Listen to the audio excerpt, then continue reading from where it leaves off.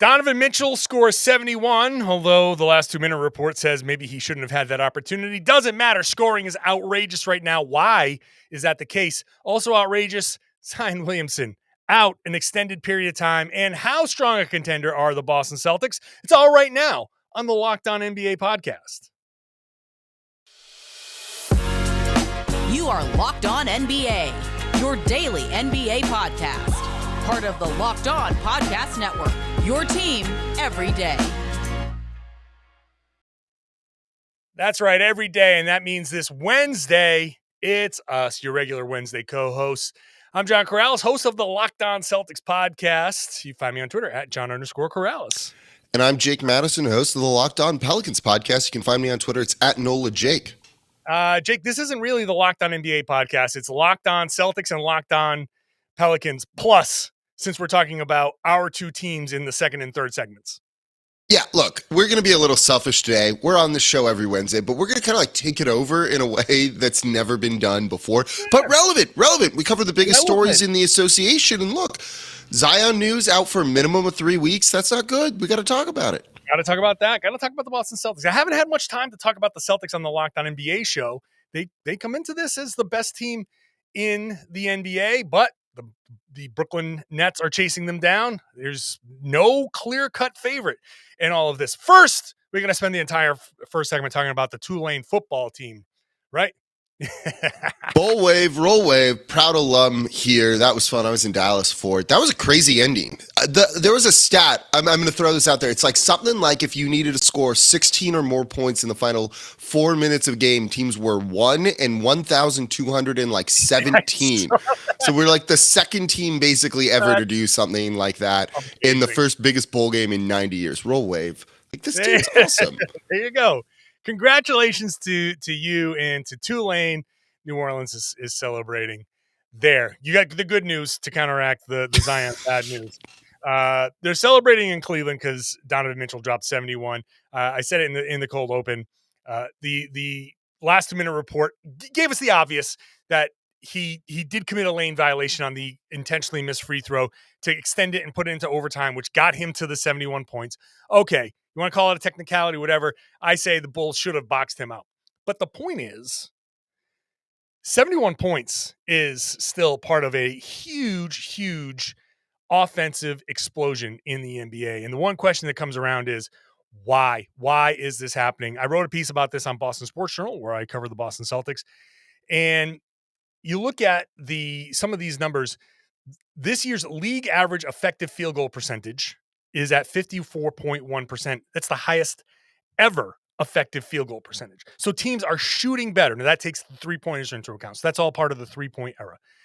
Also at the free throw line, highest league average free throw percentage. So guys are out there piling points up from the line. So Jake, this offensive explosion seems to be by design. Can't touch anybody. You touch them, it's a foul. 3-point heavy, spaced out offenses. This is exactly Adam Silver's like dream scenario here. I wouldn't say it's necessarily his dream scenario, but this is the way like the NBA's been heading for an extended period of time, right? It seems like we're almost having this discussion every year. Offense is the best that it's ever been. And you mentioned some of the reasons for it, right? Efficiency is just through the roof right now. And efficiency only gets better as the season goes on. So there's a chance those numbers are going to go up even more.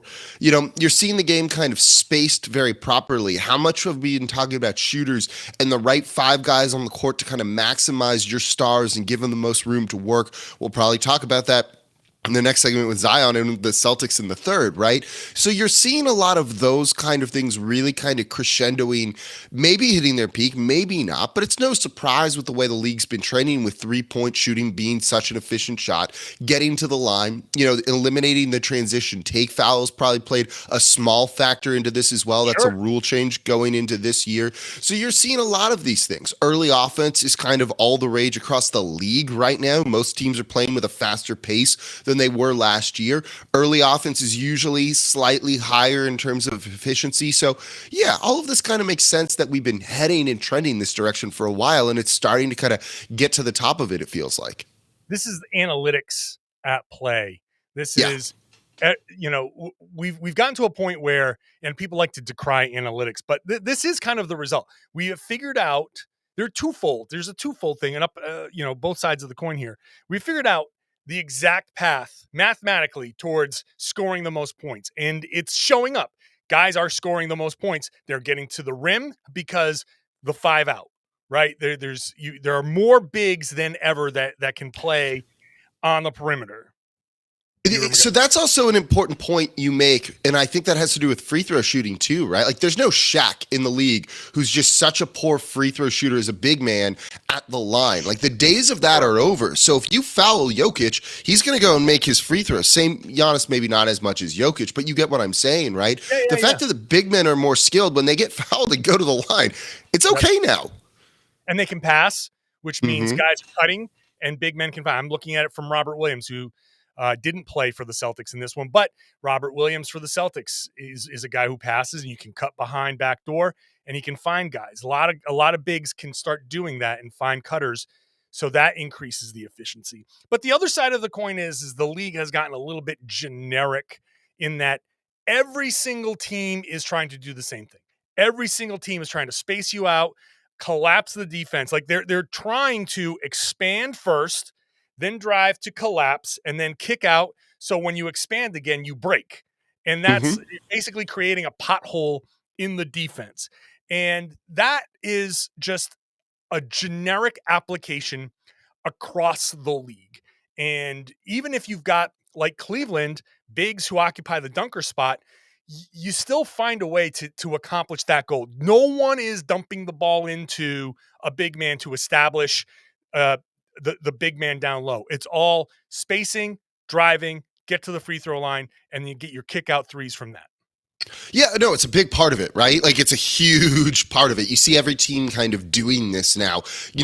At one point in the NBA's history, the pick and roll wasn't like the most prevalent thing, and now you're seeing it to get these guys. It's something we talk about, that it's like an established part that you don't even think twice about, and that hasn't always been the case, and it's kind of being used even more than ever to really get those guys going downhill and doing their shot. I think part of it is also, a lot more of these guys are training 3-point shooting from, now when they're like born and start playing in a way that maybe they weren't before, right? You look at Donovan Mitchell in that game, how many of those were just pull-up threes that reminded you of Steph Curry? Guys weren't practicing those shots for years and years and years. And now when you start doing it, when you're playing AAU and then you use it in high school or college for a year, you get to the NBA, you're already good at that and you're working on it even more. That factors into kind of, I think, what we're seeing now is that these guys who are kind of in their prime have started to almost at times grow up in the 3-point era that we're seeing, the spaced out era. If you've read Mike Prada's book, which is excellent and should, and explains a lot of this, I think you're seeing those things kind of come to the forefront. You're not seeing big men practice with their back to the baskets anymore, right? You need a different kind of game, and that's finally kind of really translating at a high level too. It is. And like you can see it even in like Victor Wembanyama. He's a 7-footer who plays like a guard, and he came up playing like a guard. So all of this is, you can see the scoring is up. It's up by design. It's up by rule change. It's up by, just genetics. It's up. There are a million reasons why it's up. Every Wednesday we like to play real or fake. We normally play it later on, but we're going to play it right now because I think this is a fun question. Donovan Mitchell scored 71. Real or fake, Jake? There will be another 70-point game in the NBA this season. I thought about this one for a little while, and I was about to go like, it's real. We're going to get that this year. I'm going to go with fake, though. Right? Only 7 players have ever scored 70 or more in an NBA game. It's still rare. 60, if you told me we're going to have like 10 more 60-point games, I'd be like, yeah, absolutely real. 70 hits a different threshold there. You said it, the last 2-minute report said maybe he shouldn't have been in that position to be able to go and do that. I'm going to go it's fake because I still think that is a rare number to be able to hit. But this is probably going to get tested at least once more this season. I'm going to say it's real. And here's I love it. We disagree. Yeah, I'm going to say it's real. Here's why. There are 2 elements to Donovan Mitchell's 7-point game. He hit 22 field goals, which is a lot, and he got to the line 25 times. Here's the thing. Both of those things have happened before this season, just separately. Anthony Davis hit 20 field goals. He hit 22 field goals once this season to match Donovan Mitchell. So he's already done this. So it's already happened twice this season. Also, free throws. Donovan Mitchell hit 20 free throws in this one. He was the fourth player to hit 20 free throws this season. And it's not even the most. Jeremy Grant went 21 for 28. So there have been 13 games. I'm sorry, that's made free throws. There have been 13 games when guys have gotten to the line 20 or more times. So there are plenty of opportunities for those big outlier, not even outlier anymore, free throw opportunities. And the multiple field goals, the 22 field goals has happened already twice now. Why wouldn't that happen again? We've seen both elements happen kind of like, it's almost like a big bang. This was the big bang. They collided. The large hadron collider, boom, it created the 71-point game. You give guys this opportunity again, I think 70 points, yeah, it can happen again, the way these games have been going and the way we've seen guys get to the line. It wouldn't surprise me. It wouldn't surprise me. And that's the thing. That's that right there, that reaction, even though you say, nah, I don't think it's going to happen, it wouldn't surprise you. And that's where the NBA is. So it did surprise us, or did it, that Zion Williamson's going to be out for a few weeks. Are we really surprised by this? Jake, I'm sorry.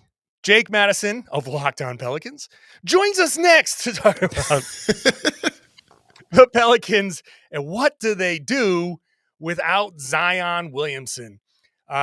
First, today's show is brought to you by BetOnline, your number one source for all of your sports betting information, stats, news, and analysis. BetOnline currently has Zion in the middle of the MVP pack, so he's in there. And look, Willie Green is currently second to Joe Mazzulla, the Celtics head coach, for Coach of the Year odds on BetOnline. So the Zion Williamson injury will impact both of those odds significantly. You can get the latest odds and trends for every professional and amateur league out there, from pro football, which is heading into the playoffs pretty soon, college bowl season well underway, as Jake knows.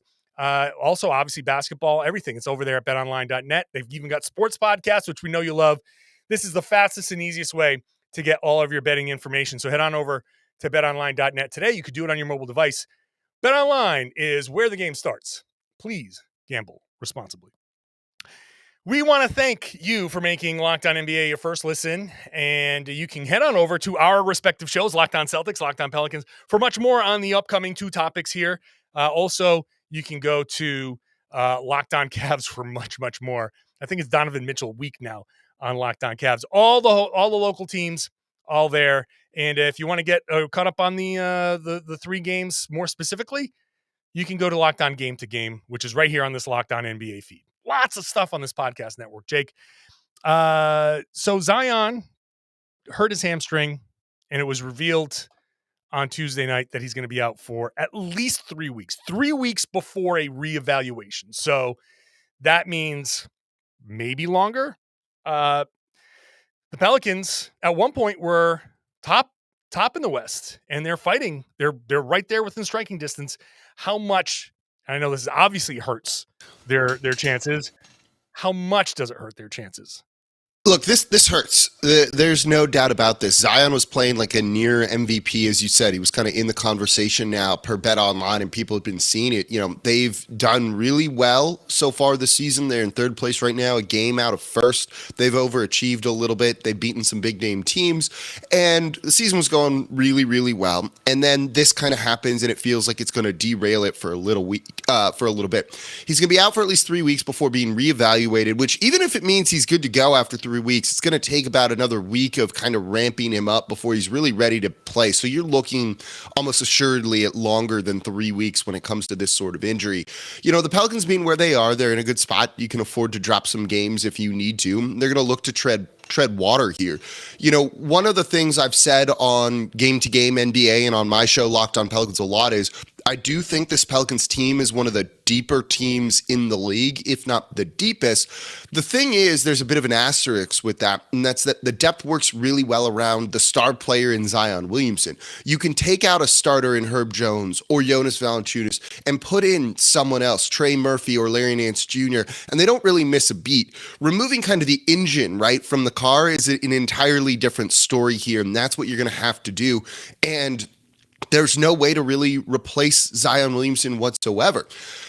There's some reinforcements coming back for New Orleans. Brandon Ingram, who's missed 18 games, is going to miss this game against the Houston Rockets tonight on Wednesday.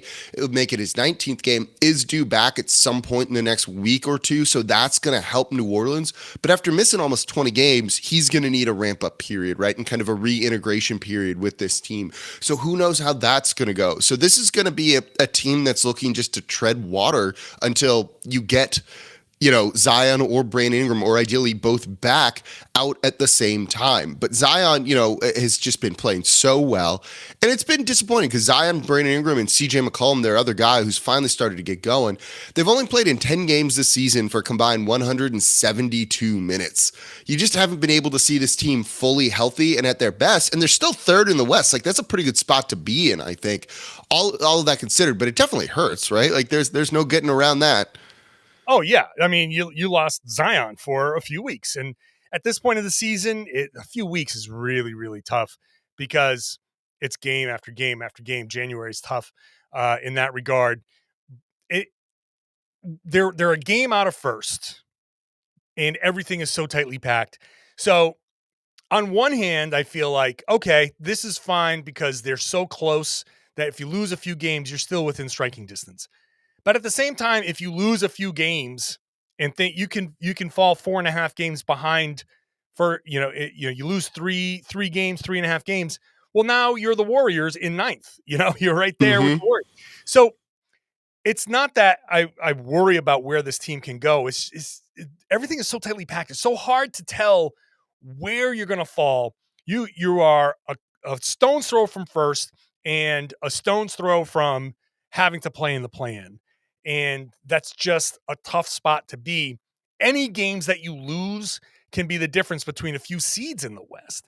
And that's really what's going to be tough. And the other thing that I'd be really concerned about, soft tissue injuries for a guy, especially that size, that explosive. 3 weeks. Again, I don't know how serious the strain is. They're obviously very good. They've got some of the best trainers there. They're extraordinarily cautious, especially when it comes to Zion. So they're not going to push him at all. It's just that soft tissue when it comes to hamstrings and stuff like that. I'd rather have it be a bone. I'd rather have it be a tendon. Yeah, I get what you're saying. Yeah. I know when it's healed and it's done. Soft tissue injuries, they have this real risk of lingering. Even after a while, you feel like, okay, it's okay. It just has a real risk of lingering, and something I just don't like long term.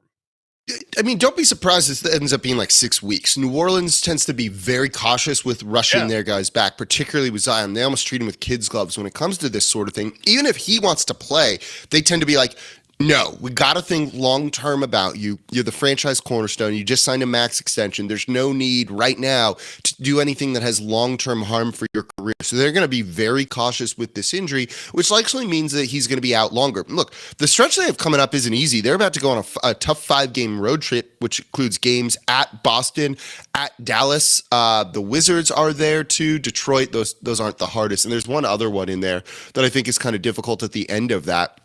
So they come up with at Cleveland, and we just talked about Donovan Mitchell. Yeah. So there's a bunch of other games. So it wouldn't be shocked to me if they start to slide in the standings. And it's just going to be how quickly can you kind of regroup around Brandon Ingram when he comes back? And he led them to the playoffs last year. So we know they're capable of doing it. It's just how quickly can you kind of get to that point? And for a team that's had hopes of a deep playoff run, maybe being a dark horse contender to win the West, you want to be peaking at the end of the postseason. So get this injury done with, get him back, and hopefully they can kind of finish the final quarter of the season strong. But you start pushing it now a little bit, right? Like this injury is likely going to go beyond the trade deadline. How do you know what moves you need to make when you're not really able to gather a lot of the data that you want on this team, when your core 3 guys have played less than 180 minutes together? It presents a lot of problems for New Orleans and can kind of derail what's been a pretty feel-good story for him so far this year. Yeah, that's going to be tough. That really puts them in a tough spot. With the Pelicans and Zion, it feels like if you could go from like a scale of 1 to 10, Zion sits there and says, I'm a 9.8, and they're like, you're not playing until you're a 10. And that's what he could be like, no, I'm a 9.8, let's round up. And they're like, nope, not until It's created some issues between him and the team before, right? And now that he's on the extension, there's no real risk of things. But there were times when people in that front office thought he had played his last game for New Orleans last year. And the way that they kind of treated him with kids' gloves his rookie year coming back from injury, he wanted to play in the postseason against the Suns, thought he could, and they didn't let him, right? Like, you got to wonder what kind of internal dynamics get put back into play when an injury like this comes into the fold. So there's a lot of things that are going to be playing out, both on the court and off the court that are really important to the future of this team. Let's hope for the best there for Zion and that hamstring. When we come back, Boston Celtics got worked by OKC without Shai Gilgeous-Alexander.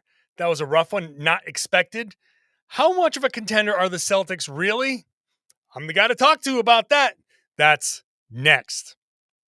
I want to thank you for making Locked On NBA your first listen every day. Locked On Game to Games got you covered. We just talked about all the scoring. Giannis Antetokounmpo drops 55 for the Milwaukee Bucks. You want to know all about it? Check out Locked On NBA Game to Game. It's right here on the Locked On NBA feed. Yeah, Jake, how you feeling? Feel like just a couple of shots there to the gut, a couple of kidney punches, some knees to the, get a little beat up. Celtics gave up 150 points to the Oklahoma City Thunder, a franchise record. They did not have Shai Gilgeous-Alexander. It's not like he went off, but everyone else did.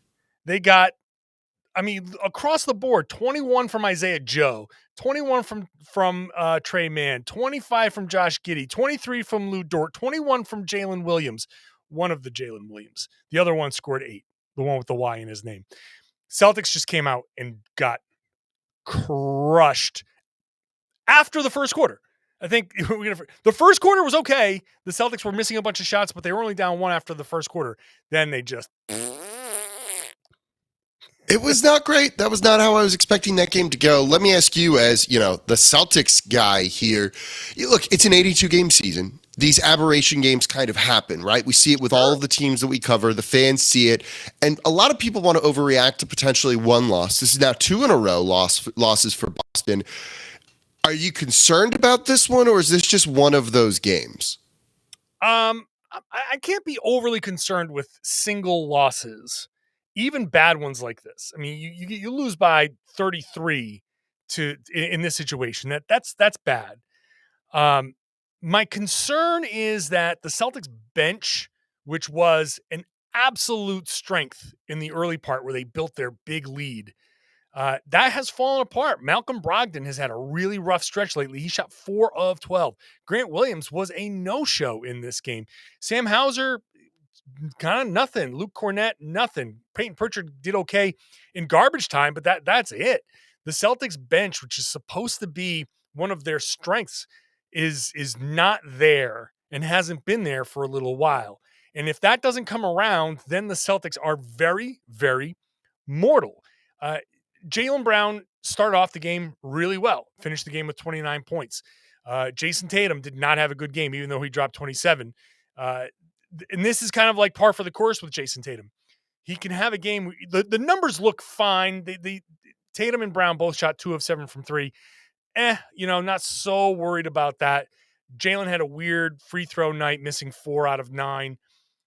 But it's more on these other guys. And I'm just kind of, the concern I'm going to be talking about in the Locked On Celtics podcast is where these guys, Jaylen and Jason, are not playing entirely all that great, not poorly. How does that impact the bench? If the bench can't do it on their own, if Tatum and Brown aren't helping them, what are the Celtics really going to be? And I'm not concerned necessarily, but I'm also kind of like, that little squint before you get concerned, that little, Your When you hear a noise in the eyes car, narrow just a little bit or something. When you think you hear a noise in the car and you're like, did I just hear that? Did I just hear a knock?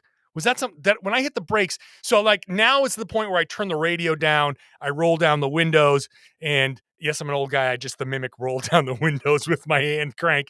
But I start saying, okay, I thought I heard a noise. I'm not concerned about it yet, but I thought I heard a noise.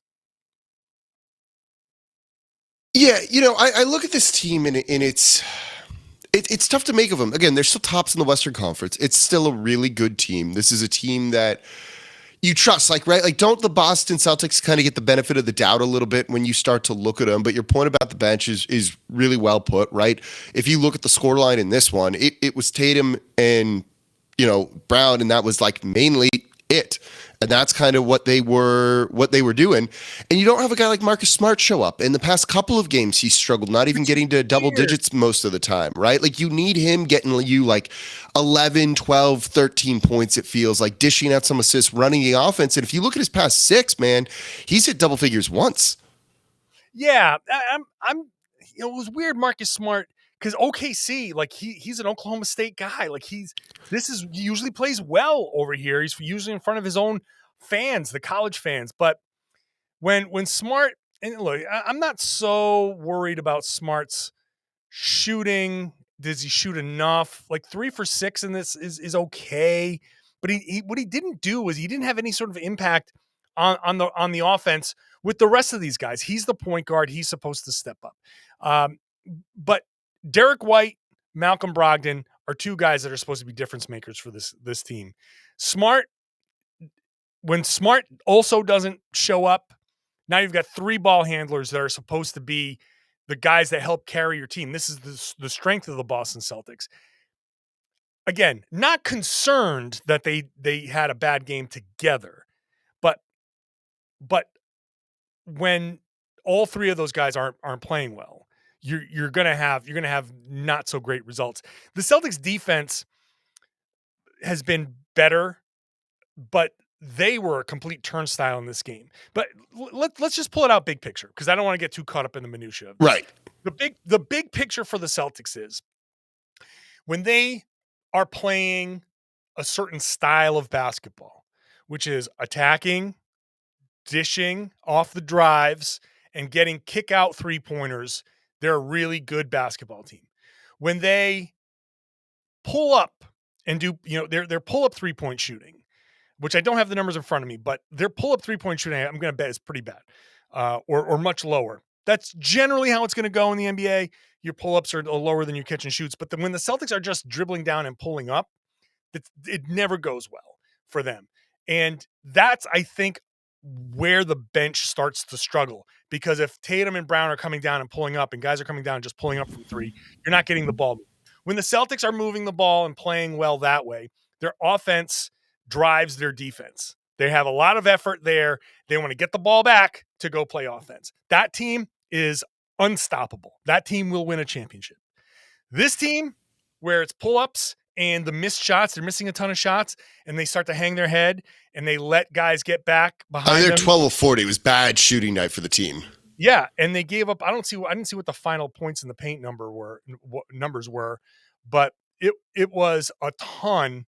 In fact, I can look it up right here. 70 to 46 in favor of OKC. 70 points in the paint. Are you kidding me? It was dunk after dunk after dunk. That's because they let their offense, their missed shots, affect their defense. And that's where they're terrible. That team, that Celtics team, if they do that, is not a good team. That team is average. That team is, or I say above average, but not great. Though that team, if it was just a separate team and play like that all the time, 4 or 5 seed. The other team is a number 1 seed running away. Celtics have to decide who they want to be, who they're going to be when the adversity hits. That's where the Celtics have to find themselves. When the excrement hits the spinning blades, they have to decide, who are they going to be? Are they going to be the team that goes, shrugs their, slumps their shoulders and doesn't get back on defense? Or are they going to fight through the adversity and get back and get on their run later? Yeah, and you look at this game too, kind of trying to put it in with the big picture, right? This is a team that doesn't turn the ball over a ton. They had 17 turnovers in this game, which allowed OKC to get out and run in the fast break. That's where a ton of those points in the paint come from, is them just getting out in transition and running, right? That's why when I look at games like this, and I'm sure you have Celtics fans screaming, fire the coach, fire Joe Mazzulla. And this isn't a normal game that they play. And again, I think they've earned the benefit of the doubt when it comes to these things. It's 82 games. Sometimes these weird games just happen where your team is bad for whatever reason. Sometimes they come in spurts, 2 in a row now for the Celtics. I mean, it doesn't sound like you're overall worried about this team, and you still probably have them as a contender and, threat to come out of the East. Yeah, I mean, look, they've built that lead for a reason. They're still at the top of the East for a reason. You can look at this from the outside and say they just lost a tough game to Jokic and Denver, and they were looking ahead to Dallas and Luka, and they were playing a bad OKC team, and they found out, oh, they don't have Shai Gilgeous-Alexander, so we're just going to kind of coast and then turn it on when we need to turn it on. But that's not the Celtics. That's not how the Celtics are built. That's not when they're good.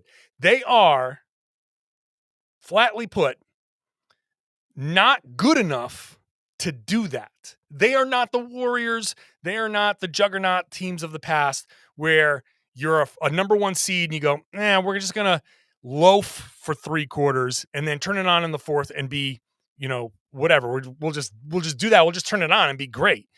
They are not that good. They are unstoppable when they play the right way and respect the opponent, respect the game, and do all of the right things. They are so capable of doing all those right things with the passing and the defending and all that, but they've got to put in the effort to do that. When they don't put in the effort, 48 minutes of that, they look bad sometimes. But when they do it, I just can't stress this enough. When they do it, look, Christmas Day, they played against, they beat Milwaukee by doing that. They can turn it on when they do everything the right way. You go, oh, wow, look at this. They're spreading the ball around. Everybody's hitting shots. It's great. They have to decide. They have to make the decision every day to go out there and do that. And if they don't, they're just an okay team. Is that coaching? I don't know I don't put a lot of it on coaching. I really don't. This is the NBA, man. You're a pro. I always put it on the players. Players get the credit when they win, and players get the blame when they lose. Some of it's coaching, but how much coaching can you do to get these guys to get back on defense? You can scream it, you can say it, you can yell it during a timeout, you can yell it at halftime, but these guys got to get back. It's up to the guys in the flow of the game to say, you know what? I'm not doing this. I'm embarrassed by this. I've got to put forth a better effort. Yeah, and you would think a team kind of laden with veterans, would do more of that. But it's 82 game season, right? I keep hammering this point home because I've seen it here in New Orleans too, where you don't want to overreact to one loss, even if it looks this bad. This was a bad loss. There's no denying that. An embarrassingly bad loss. You're right. Like, they did not lose a championship in this game. Joe Mazzulla is still like the favorite to be the head coach, the coach of the year. So it's still fine. You can go off, and if they beat Dallas and they beat San Antonio and they split the road trip, it's like life's okay. It's fine. It's fine. But in the moment, it looks bad and fans are screaming and crying. But to me, this is just another piece of evidence where the Celtics play a certain way, and this is how they look. This is exactly how it goes. Every loss that they've had, for the most part, minus a few, looks like this in the sense that they don't do the things they're supposed to do. They don't look great. They can't be an awesome team and not play a certain way. They have to move the ball. They have to attack and get the kickouts. They can't just try to do it all themselves and lead to turnovers. They have to get back on defense. They have to take pride on that end. That's it. The Celtics have to put in effort every game, the whole game. Like we put into podcasting. Woo! Yes, sir. All right. That's enough. That's enough for me. I have a whole other podcast, half hour to scream at these guys. So check me out. I'm John Karalis, host of the Locked On Celtics podcast. Find me on Twitter at John_Karalis. And I'm Jake Madison, host of the Locked On Pelicans podcast. You can find me on Twitter at NolaJake. Find this podcast everywhere podcasts exist. Find it on YouTube. Scream at us in the comments of the YouTube section if you'd like. Tomorrow's podcast, Nick Angstead, Pat the Designer. Fun show. Check it out. Make sure you tell your friends and everybody they should be listening to and watching the Locked On NBA podcast right here on the Locked On Podcast Network, your team every day.